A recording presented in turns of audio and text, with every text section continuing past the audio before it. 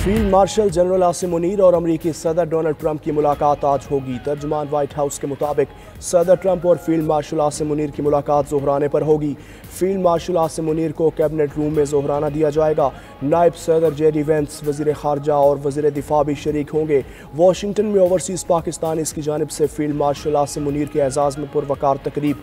शुरका ने ऑपरेशन बुनियानुल मरसूस और मार्का हक में पाक फौज की शानदार कारकर्दगी, बहादुरी और पेशा वाराना महारत को सराहा।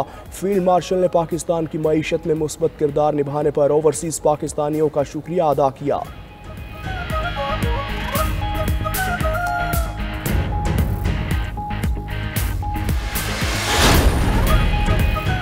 वज़ीर आज़म शहबाज शरीफ की ज़ेर सदारत वफाकी काबीना का इजलास जारी। खित्ते की सिक्योरिटी सूरत हाल पर काबीना को ब्रीफिंग। पाकिस्तान के सिफारती वफ्द के कामयाब गैर मुल्की दौरे का भी जायज़ा लिया जाएगा।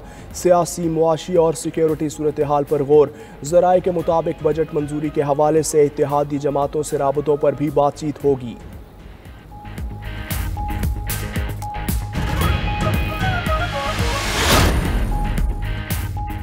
ईरान का वस्ती और शुमाली इसराइल पर मिसाइलों से बड़ा हमला। ईरान ने इसराइल पर पहली बार सुपरसोनिक अल-फतह मिसाइल दाग दिए।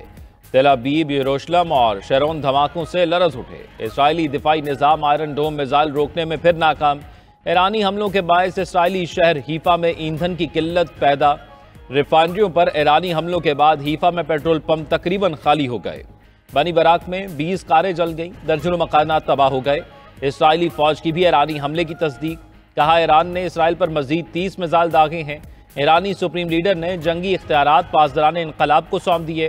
कहा ईरान सेहूनियों से कभी समझौता नहीं करेगा, भरपूर ताकत से जवाब देंगे। ईरानी चीफ ऑफ जनरल स्टाफ का इसराइल के खिलाफ बड़ी कार्रवाई का ऐलान।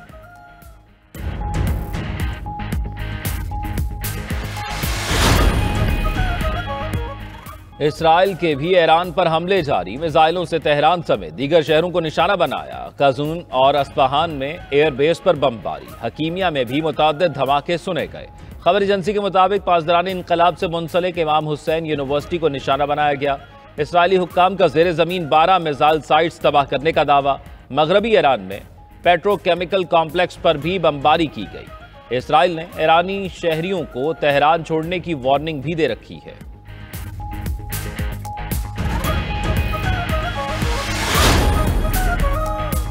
अमरीकी सदर ट्रंप का ईरान से गैर मशरूत तौर पर हथियार डालने का मुतालिबा। ट्रंप ने कहा कि ईरानी फ़ज़ाई हदूद पर मुकम्मल कंट्रोल हासिल कर लिया। पता है ईरानी सुप्रीम लीडर कहाँ छुपे हैं, लेकिन फिलहाल उन्हें कत्ल करने का कोई इरादा नहीं।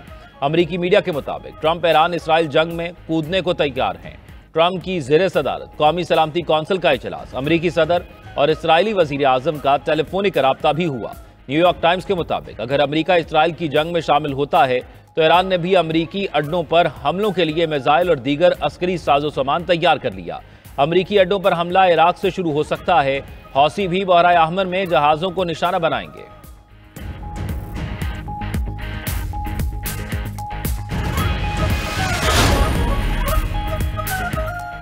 अमरीकियों की अक्सरियत ने इसराइल ईरान जंग में अमरीकी शमूलियत की मुखालिफत कर दी। योगाए सर्वे के मुताबिक तकरीबन 60% अमरीकियों ने मुखालिफत और 16% ने हिमायत की।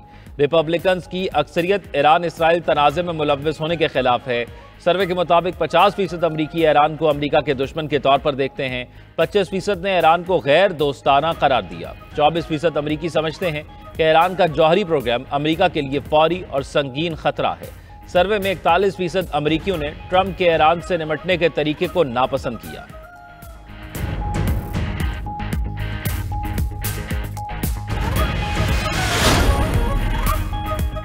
ईरान में फंसे पाकिस्तानियों की बाहिफाजत वापसी का मिशन। PIA की पहली परवाज 107 पाकिस्तानियों को लेकर इस्लामाबाद पहुंच गई। ईरानी फ़ज़ाई हदूद की बंदिश के बायस पाकिस्तानी शहरी ज़मीनी रास्ते के जरिए तुर्कमानिस्तान के शहर अशकाबाद पहुंचे थे। ताफ्तान बॉर्डर के जरिए भी मजीद 90 तालिब इल्म पाकिस्तान पहुंच गए। अब तक तालिब इल्मों समेत 331 अफराद ईरान से ताफ्तान पहुंच चुके हैं।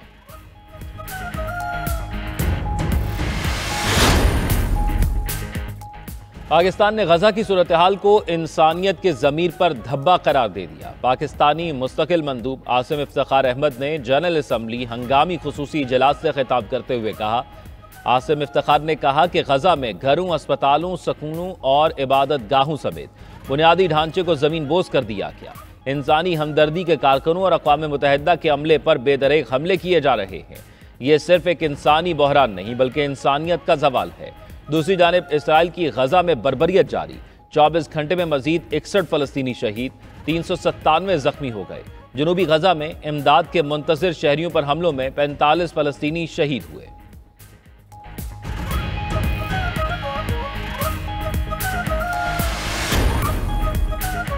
इसराइल के भी ईरान पर हमले जारी। मिसाइलों से तेहरान समेत दिगर शहरों को निशाना बनाया।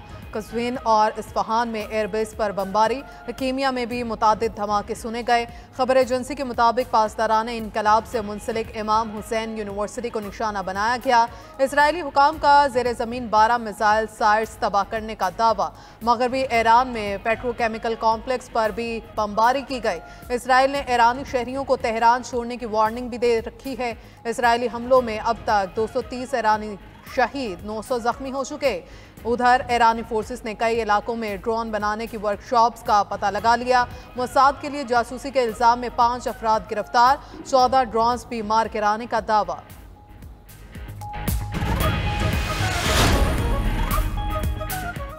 रूस का इसराइल से ईरान पर गैर कानूनी हमले बंद करने का मुतालबा। रूसी वजारत खारजा ने कहा, ईरान की जौहरी तंसीबात पर हमलों के नताइज तबाहकुन होंगे।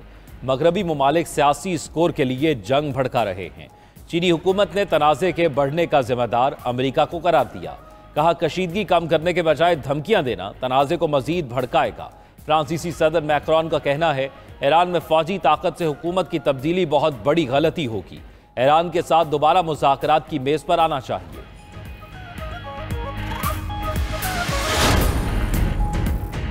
ईरान के खिलाफ मंसूबे पर बड़ी तेजी से पेशरफ्त हो रही है। जंग 2 हफ्तों में खत्म हो जाएगी। इसराइली फौज का बयान। कहा कि फ़ज़ाई दिफाई निज़ाम 100% मिसाइलों को नहीं रोक सकता। ईरान में अब भी तकरीबन 1800 बैलिस्टिक मिसाइल मौजूद हैं। जंग के खात्मे तक होम फ्रंट भारी हमलों का शिकार रहेगा। उधर इसराइल में तैनात अमरीकी सफ़ीर ने ईरान पर एटमी हमले की तजवीज़ दे दी। माइक बकाबी ने दो मानी अंदाज में कहा कि सदर ट्रंप का फैसला तारीख साज हो सकता है। माइक बकाबी ने जापान पर एटमी हमले की इजाज़त देने वाले साबिक सदर ट्रूमैन का भी हवाला दिया।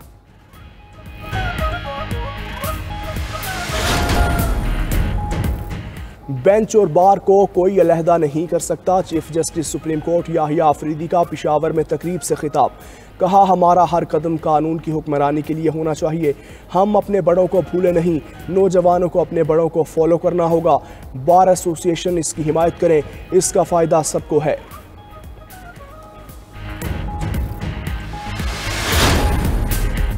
बलोचिस्तान के आइंदा माली साल के बजट का कुल तखमीना 1028 अरब रुपए है। तरक्याती अखराजात के लिए 249.5 अरब रुपए तजवीज़। गैर तरक्याती बजट का हजम 639 अरब रुपए है। वज़ीर ख़जाना बलोचिस्तान शुएब नौशरवानी, तर्जुमान बलोचिस्तान हुकूमत की पोस्ट बजट ब्रीफिंग। कहा, बजट में 6000 कॉन्ट्रैक्ट और रेगुलर नई आसामियाँ तख्लीक की गई हैं। सूबे के अपने महसूलात 101 अरब का तखमीना लगाया गया। सरकारी मुलाजमीन की तनख्वाहों में 10% इजाफा तजवीज़ है। केपी हुकूमत का विफाक से जम अजला के फंड्स फौरी मुंतकिल करने का मुतालबा। मुशीर इत्तलात खैबर पख्तूनख्वा बैरिस्टर सैफ कहते हैं, विफाक के ज़िम्मे जम शुदा अजला के 350 अरब रुपए वाजिबुल अदा है। गुज़श्ता 10 माह के दौरान सिर्फ 83 अरब रुपए मौसूल हुए।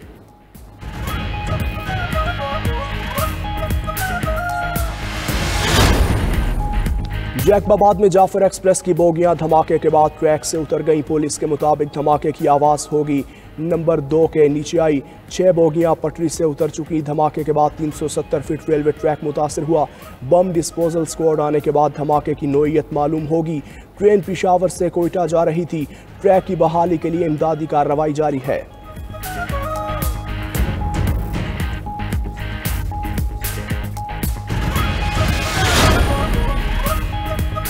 और मुल्क के बेशतर इलाकों में मौसम खुश्क और गर्म है। महकमा मौसमियात ने आज से 21 जून तक मैदानी इलाकों में मौसम शदीद गर्म रहने की पेशगोई कर दी। सूरज का पारा 44 डिग्री से ज़्यादा रहने की तवक्को। कश्मीर और मुल्हिका पहाड़ी इलाकों में चंद मकामात पर गरज चमक के साथ बारिश का इम्कान है।